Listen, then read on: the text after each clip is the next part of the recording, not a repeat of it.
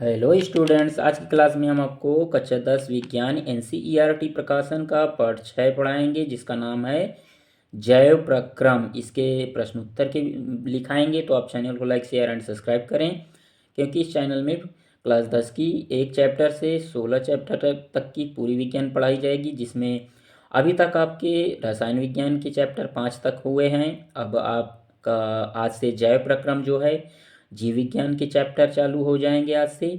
उसके बाद आपकी बचेगी भौतिक विज्ञान। तो जीव विज्ञान खत्म होने के बाद आपको भौतिक विज्ञान के प्रश्न उत्तर कराए जाएंगे। तो आप अधिक से अधिक मात्रा में चैनल को शेयर करते रहें, क्योंकि इस चैनल में क्लास 6 से क्लास 12 तक यानी 6 से 12 तक की पूरी ग्रामर पड़ी हुई है लॉन्ग वीडियो में, और शॉर्ट वीडियो में कंपटीशन लेवल के इम्पोर्टेंट क्वेश्चन पड़े हुए हैं जो अधिकतर पूछे जाते हैं। तो अधिक से अधिक मात्रा में वीडियो को शेयर करते रहें। आपके दिए हैं पाठ के प्रश्नोत्तर।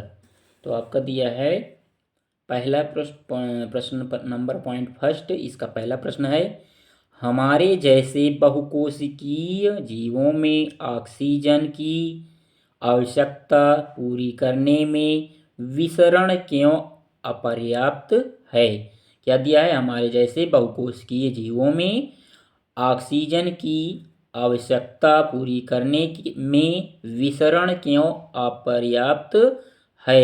इसका उत्तर लिखेंगे, हमारे अंदर कार्य करने हेतु विशेष अंग एवं अंग तंत्र होते हैं जिनमें ऊर्जा की अत्यधिक आवश्यकता होती है। विसर क्रिया द्वारा ऑक्सीजन सभी अंगों को नहीं पहुंचाई जा सकती, क्योंकि अंग शरीर के हर भाग में होते हैं। अतः बहुकोशिकीय जीवों में विसरण क्रिया द्वारा भोजन का ऑक्सीकरण नहीं हो पाता। फलतः शारीरिक अंग कार्य नहीं करते। अतः बहुकोशिकीय जीवों में ऑक्सीजन को शरीर के विभिन्न अंगों की कोशिकाओं में पहुंचाने हेतु श्वसन तंत्र होता है। तो इसका उत्तर क्या दिया है, हमारे अंदर कार्य करने हेतु विशेष अंग एवं अंग तंत्र होते हैं जिनमें ऊर्जा की अत्यधिक आवश्यकता होती है। विसर क्रिया द्वारा ऑक्सीजन सभी अंगों को नहीं पहुंचाई जा सकती, क्योंकि अंग शरीर के हर भाग में होते हैं। अतः बहुकोशिकीय जीवों में विसरण क्रिया द्वारा भोजन का ऑक्सीकरण नहीं हो पाता। फलतः शारीरिक अंग कार्य नहीं करते। अतः बहुकोशिकीय जीवों में ऑक्सीजन को शरीर के विभिन्न अंगों की कोशिकाओं में पहुंचाने हेतु श्वसन तंत्र होता है। आपका अगला प्रश्न है, कोई वस्तु सजीव है, इसका निर्धारण करने के लिए हम किस मापदंड का उपयोग करेंगे। क्या दिया है, कोई वस्तु सजीव है, इसका निर्धारण करने के लिए हम किस मापदंड का उपयोग करेंगे। इसका उत्तर है, यदि वस्तु बिना किसी बाह्य शक्ति के गति करती है तो उसे जीवित करने कहते हैं। क्या कहते हैं, उसे जीवित कहते हैं। यदि कोई बहुकोशिकीय जीव अचेत अवस्था में है तो भी आणविक गति निरंतर होती रहती है, लेकिन वह बाहर से दिखाई नहीं पड़ती। अतः स्पष्ट है कि गति द्वारा हम सजीव तथा निर्जीव वस्तु का निर्धारण कर सकते हैं। क्या दिया है, आपके इस उत्तर में दिया था, यदि कोई वस्तु बिना किसी बाह्य शक्ति के गति करती है तो उसे जीवित कहते हैं। यदि कोई बहुकोशिकीय जीव अचेत अवस्था में है तो भी आणविक गति निरंतर होती रहती है, लेकिन वह बाहर से दिखाई नहीं पड़ती। अतः स्पष्ट है कि गति द्वारा हम सजीव तथा निर्जीव वस्तु का निर्धारण कर सकते हैं। आपका अगला क्वेश्चन नंबर है तीसरा, इसमें दिया है किसी जीव द्वारा किन कच्ची सामग्रियों का उपयोग किया जाता है। क्या पूछ रहा है इस प्रश्न में?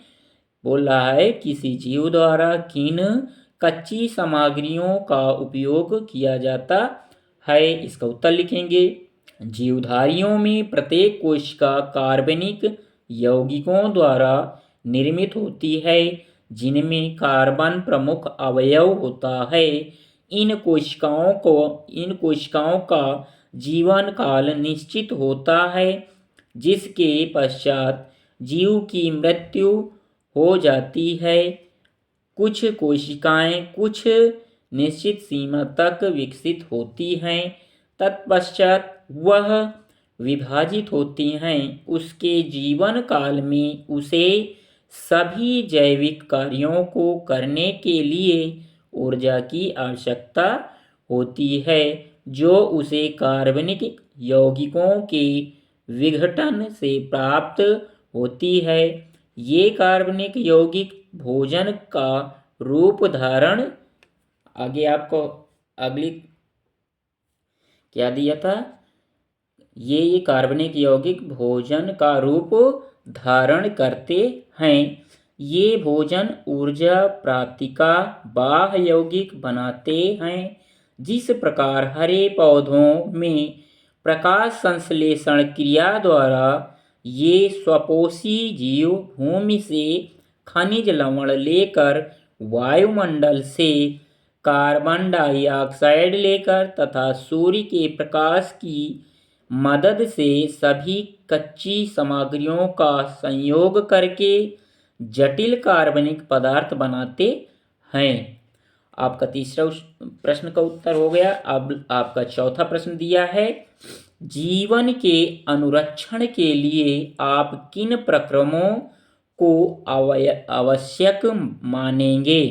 क्या दिया है? जीवन के अनुरक्षण के लिए आप किन प्रक्रमों को आवश्यक मानेंगे। इसका उत्तर है जैविक क्रियाएं जैसे, क्या दिया है? जैविक क्रियाएं जैसे गति, पाचन, श्वसन, इनमें कामा लगा दिया जाएगा। क्या लगाएंगे?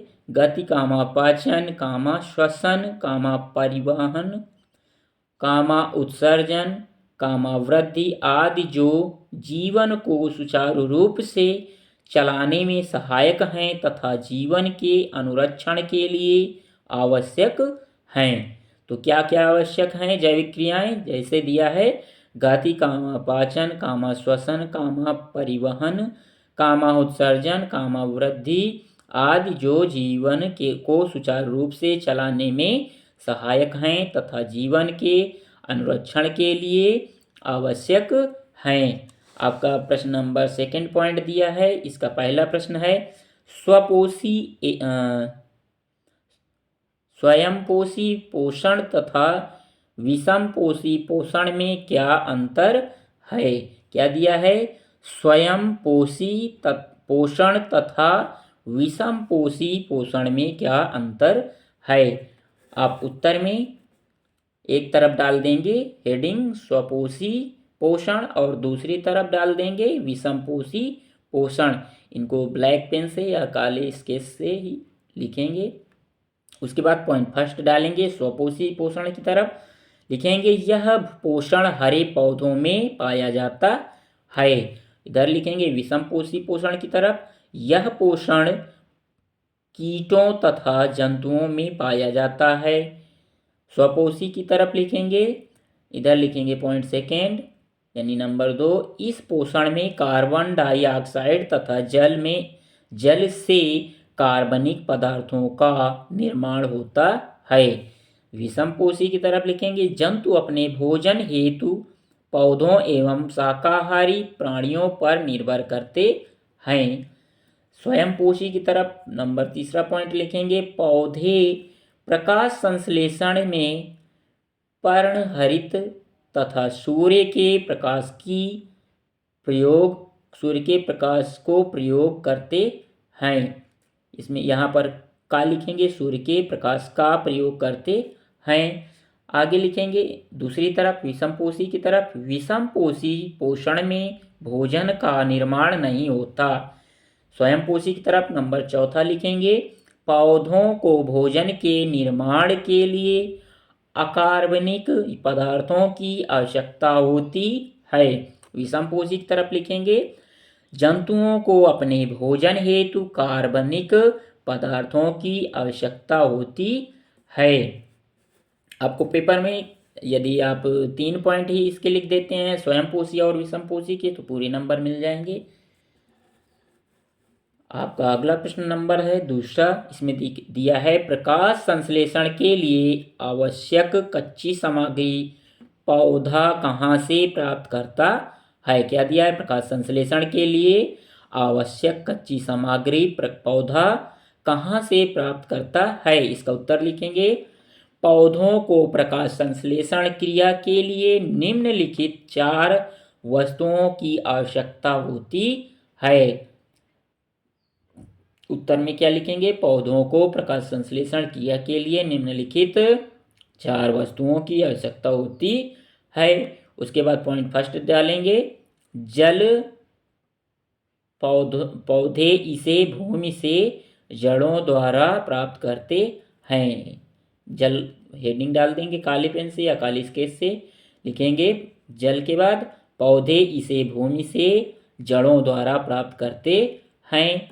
उसके बाद सेकेंड पॉइंट डालेंगे, कार्बन डाइऑक्साइड यानी CO2, ये काले पेन से या काली स्केच से लिखेंगे। उसके बाद नीले पेन से लिखेंगे, पौधे इसे वायुमंडल में से प्राप्त करते हैं। ये जो आपका कार्बन डाइऑक्साइड यानी CO2 है, इसको पौधे कहाँ से प्राप्त करते हैं, वायुमंडल से प्राप्त करते हैं। पॉइंट थर्ड है आपका, काले पेन से लिखेंगे या काली स्केच से, इसको लिखेंगे पर्णहरित।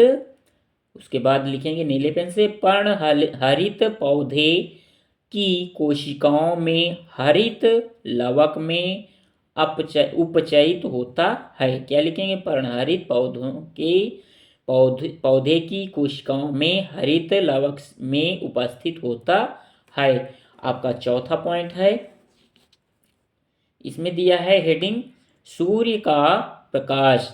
काले पेन से या काली स्केच का प्रयोग करें। यहाँ लिखेंगे सूर्य का प्रकाश। उसके बाद नीले पेन से लिखेंगे, पौधे इसे सूर्य के प्रकाश से फोटोन ऊर्जा कणों के रूप में प्राप्त करते हैं। आपका अगला प्रश्न है नंबर तीसरा, इसमें दिया है, हमारे आमाशय में अम्ल की भूमिका क्या है। जो हमारा आमाशय होता है उसमें अम्ल की भूमिका क्या होती है। तो उत्तर में लिखेंगे, हमारे आमाशय में अम्ल की भूमिका निम्नलिखित है। क्या लिखेंगे, हमारे आमाशय में अम्ल की भूमिका निम्नलिखित है। पॉइंट फर्स्ट डालेंगे, इसमें लिखेंगे, आमाशय में हाइड्रोक्लोरिक अम्ल भोजन में अम्लीय माध्यम प्रस्तुत करता है, जिससे पेप्सिन नामक एंजाइम अम्लीय माध्यम में कार्य कर सके। क्या लिखेंगे, आमाशय में हाइड्रोक्लोरिक अम्ल भोजन में अम्लीय माध्यम प्रस्तुत करता है, जिससे पेप्सिन नामक एंजाइम अम्लीय माध्यम में कार्य कर सके। आपका अगला पॉइंट है नंबर सेकेंड, इसमें दिया है,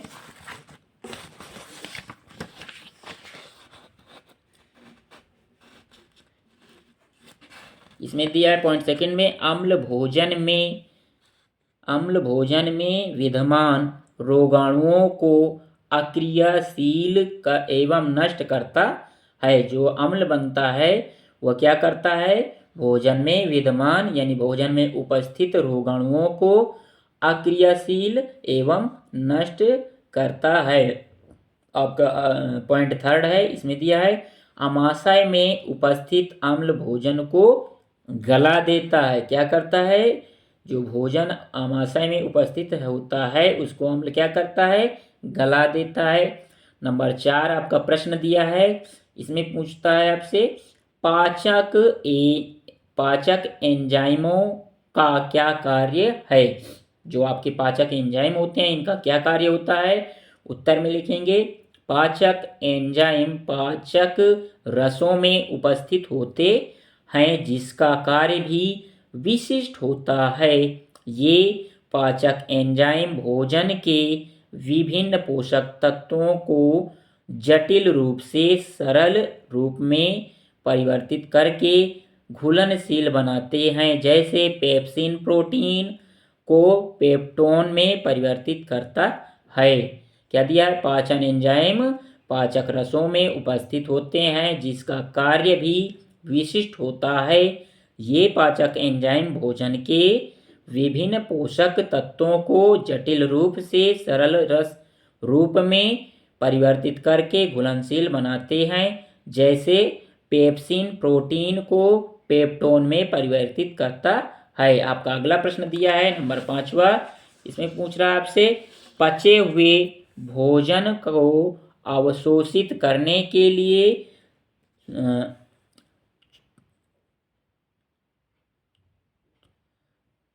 संयंत्र को कैसे अभिकल्पित किया गया है।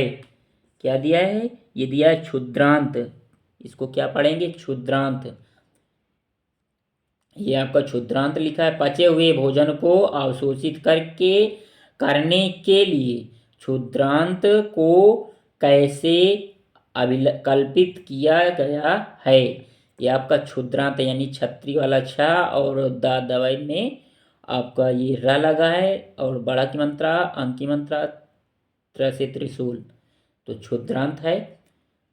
आपका उत्तर दिया है पचे हुए भोजन के अवशोषण के लिए छोटी आंत कोष्टक में लिख देंगे क्षुद्रांत विशेष रूप से अभिकल्पित होती है। क्षुद्रांत में हजारों सूक्ष्म अंगुली के आकार के विलाई नामक प्रवर्ध पाए जाते हैं। विलाई के आकार नामक क्या पाए जाते हैं प्रवर्ध पाए जाते हैं। विलय के कारण क्षुद्रांत की आंतरिक भित्तियों का सतही क्षेत्रफल काफी बढ़ जाता है जिससे पचित भोजन का अवशोषण अधिक मात्रा में हो सके। क्या दिया है आपके उत्तर में दिया है पचे हुए भोजन के अवशोषण के लिए छोटी आंत यानी क्षुद्रांत विशेष रूप से अभिकल्पित होती है। क्षुद्रांत में हजारों सूक्ष्म अंगुली के आकार के विलयी नामक प्रवर्ध पाए जाते हैं। विलयी के कारण क्षुद्रांत की आंतरिक भित्तियों का सतही क्षेत्रफल काफी बढ़ जाता है जिससे पचित भोजन का अवशोषण अधिक मात्रा में हो सके। आपका अगला प्रश्न नंबर पॉइंट 3 दिया है। इसका प्रश्न नंबर पहला है। इसमें दिया है श्वसन के लिए ऑक्सीजन प्राप्त करने की दिशा में एक जलीय जीव की अपेक्षा स्थलीय जीव किस प्रकार लाभप्रद है। आपका प्रश्न पूछ रहा है श्वसन के लिए ऑक्सीजन प्राप्त करने की दिशा में एक जलीय जीव की अपेक्षा स्थलीय जीव किस प्रकार लाभप्रद है।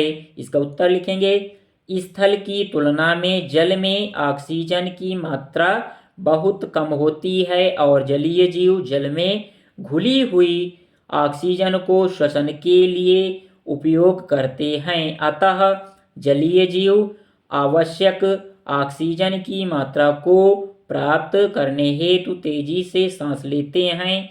दूसरी तरफ पृथ्वी के वायुमंडल में ऑक्सीजन की मात्रा बहुत अधिक होती है। अतः स्थलीय जीव अपनी आवश्यकता के अनुसार ऑक्सीजन की मात्रा वायुमंडल से स्वतंत्र से प्राप्त कर लेते हैं। इसी कारण से स्थलीय जीव जलीय जीवों की तुलना में अधिक लाभप्रद होते हैं। क्या दिया था आपके उत्तर में स्थल की तुलना में जल में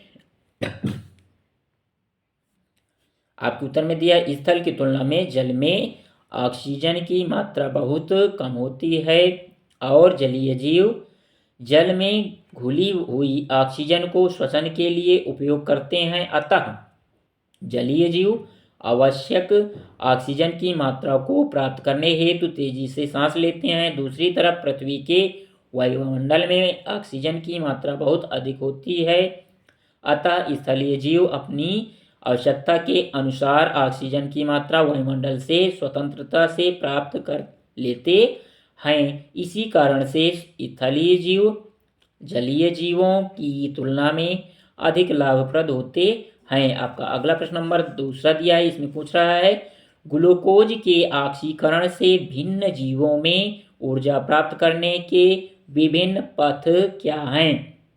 क्या दिया है? ग्लूकोज के ऑक्सीकरण से भिन्न जीवों में ऊर्जा प्राप्त करने के विभिन्न पथ क्या हैं? इसका उत्तर लिखेंगे। ग्लूकोज के ऑक्सीकरण से भिन्न जीवों में ऊर्जा प्राप्त करने के विभिन्न पथ निम्न हैं। पॉइंट फर्स्ट डालेंगे, इसमें लिखेंगे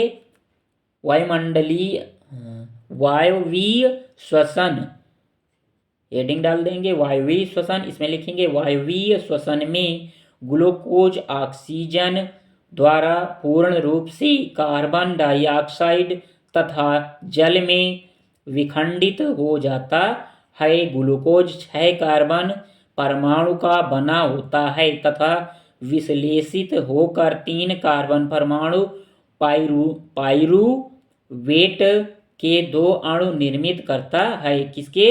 पाइरूवेट के 2 अणु निर्मित करता है। यह क्रिया ऑक्सीजन की उपस्थिति में कोशिका द्रव्य में होती है।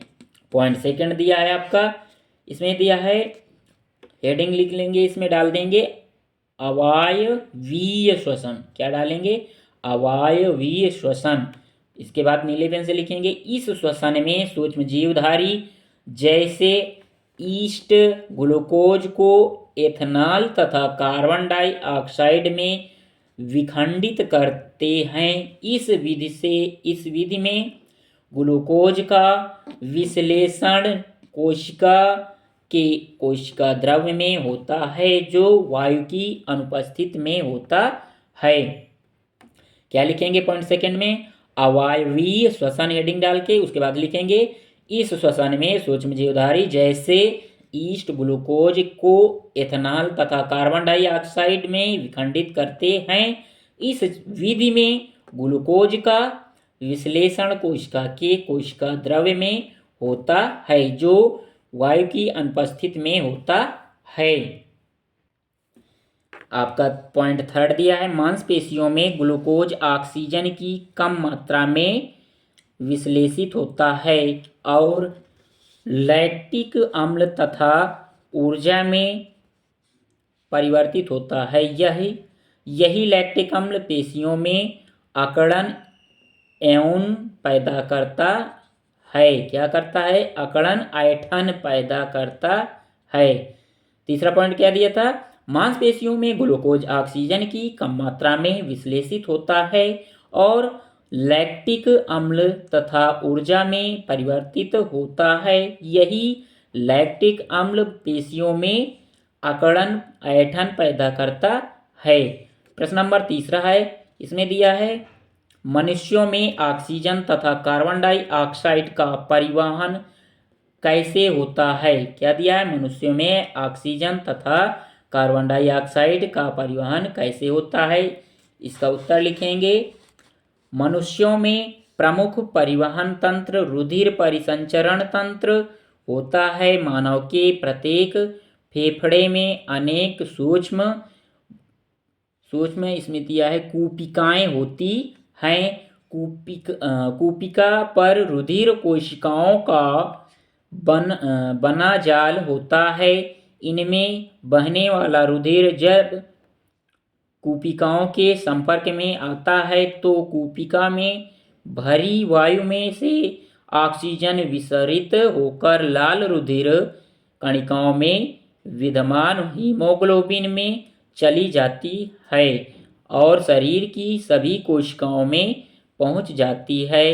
ग्लूकोज के विखंडन से कार्बन डाइऑक्साइड गैस बनती है। रुधिर के संपर्क में आने पर CO2 उसके प्लाज्मा में विसरित हो जाती है। यह गैस फेफड़े की कूपिका के संपर्क में आने पर कूपिका में भरी वायु में विसरित हो जाती है। अतः अंत में CO2 नासिका रंध्रों से शरीर के बाहर निकाल दी जाती है। अब का प्रश्न में उत्तर क्या कह रहा था? मनुष्य में प्रमुख परिवहन तंत्र रुधिर परिसंचरण तंत्र होता है। मानव के प्रत्येक फेफड़े में अनेक सूक्ष्म कूपिकाएं होती हैं। कूपिका पर रुधिर कोशिकाओं का बना जाल होता है। इनमें बहने वाला रुधिर जब कूपिकाओं के संपर्क में जाता है तो कूपिका में भरी वायु में से ऑक्सीजन विसरित होकर लाल रुधिर कणिकाओं में विद्यमान हीमोग्लोबिन में चली जाती हैं और शरीर की सभी कोशिकाओं में पहुंच जाती है। ग्लूकोज के विखंडन से कार्बन डाइऑक्साइड गैस बनती है। रुधिर के संपर्क में आने पर CO2 उसके प्लाज्मा में विसरित हो जाती है। यह गैस फेफड़े की कूपिका के संपर्क में आने पर कूपिका में भरी वायु में विसरित हो जाती है। अंत में CO2 नासिका रंध्रों से शरीर के बाहर निकाल दी जाती है। आपका चौथा प्रश्न दिया है, इसमें पूछ रहा है आपसे, गैसों के विनिमय के लिए मानव फुफ्फुस में अधिकतम क्षेत्रफल को कैसे अभिकल्पित किया है? प्रश्न चौथा कह रहा है, गैसों के विनिमय के लिए मानव फुफ्फुस में अधिकतम क्षेत्रफल को कैसे अभिकल्पित किया है? इसका उत्तर है, कूपिका बहुत सघन होती है। क्या लिखेंगे? कूपिका बहुत सघन होती है। यदि इसको फैला दिया जाए तो यह 80 वर्ग सेंटीमीटर क्षेत्रफल को घेरती है। लेकिन गुब्बारों की भांति ये कूपिकाएं इस प्रकार की आकृति धारण किए रहती हैं कि वे कम स्थान घेरती हैं। जब उनमें वायु भरी जाती है तो ये बहुत बड़ा आकार क्या दिया है? ये बहुत बड़ा आकार धारण कर लेती हैं, जहां ऑक्सीजन हीमोग्लोबिन में विसरित हो जाती है। क्या दिया है? कूपिका बहुत सघन होती हैं। यदि इसको फैला दिया जाए तो यह 80 वर्ग सेंटीमीटर क्षेत्रफल को घेरती हैं। लेकिन गुब्बारों की भांति ये कूपिकाएं इस प्रकार की आकृति धारण किए रहती हैं कि वे कम स्थान घेरती हैं। जब उनमें वायु भरी जाती है तो ये बहुत बड़ा आकार धारण कर लेती हैं, जहां ऑक्सीजन हीमोग्लोबिन में विसरित हो जाती है। आपके आगे के प्रश्न अगली क्लास में कराए जाएंगे, तो आप चैनल को लाइक शेयर एंड सब्सक्राइब करें और कमेंट्स करें। वीडियो देखने के लिए धन्यवाद।